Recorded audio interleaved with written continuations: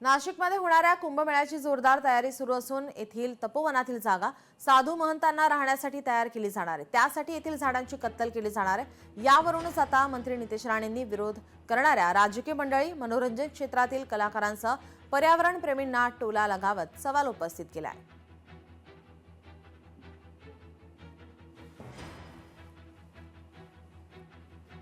तपोवनातील झाडांची या ठिकाणी तोड होणार आहे, याला पर्यावरण प्रेमी यांच्याकडून विरोध केला जातोय। त्याला मात्र निलेश राणे यांनी उत्तर दिलंय।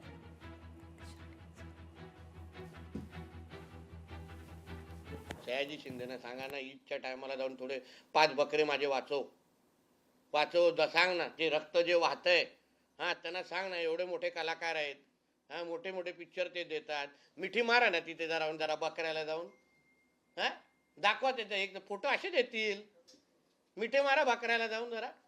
उगाच सगळं प्रेम, सगळं पर्यावरण, सगळं हे माझं एवढं पर्यावरणवर प्रेम करायचं का, नक्की करायचं।